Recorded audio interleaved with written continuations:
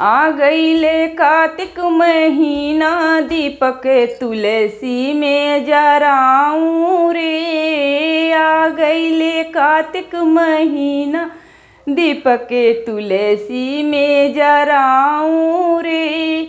जब तुलसी सीता रूप धैली, जब तुलसी सीता रूप धैली, मांगों में अपना सिंदूर लगवली, मांगों में अपना सिंदूर लगवली।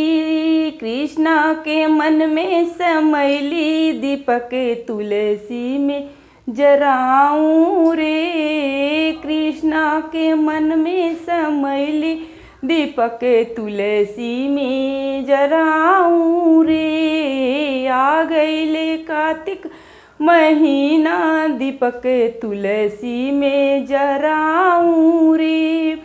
जब तुलसी विषु, जब तुलसी लक्ष्मी रूप में भैली, जब तुलसी लक्ष्मी रूप में भैली, सिर पे अपना चुनरी ओढ़वली, सिर पे अपना चुनरी जे ओढ़ली। मैं विष्णु के मन में समैली, दीपक तुलसी में जराऊं रे। विष्णु के मन में समैली, दीपक तुलसी में जराऊं रे। आ गईले कार्तिक महीना, दीपक तुलसी में जराऊं रे।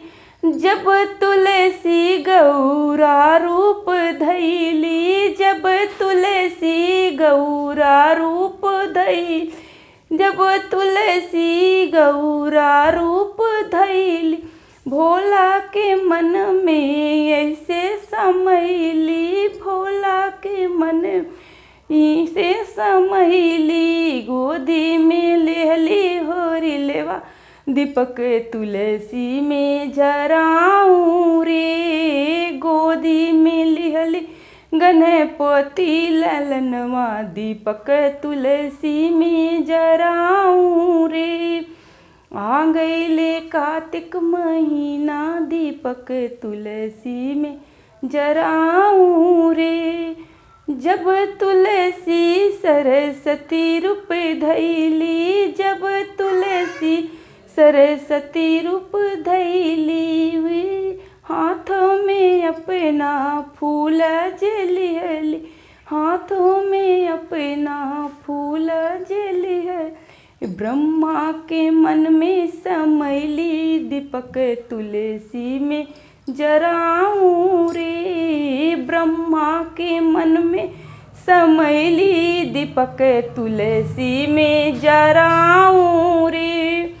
आ गईले कार्तिक महीना, दीपक तुलसी में जराऊं रे।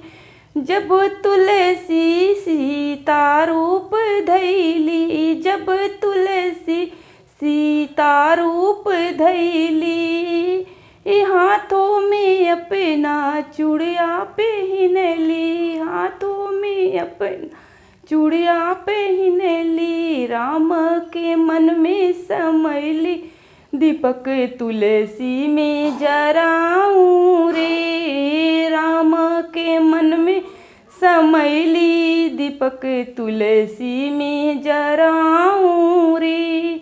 आ गईले कार्तिक महीना, दीपक तुलसी में जराऊं रे। आ गईले कार्तिक महीना, दीपक तुलसी में जराऊं रे।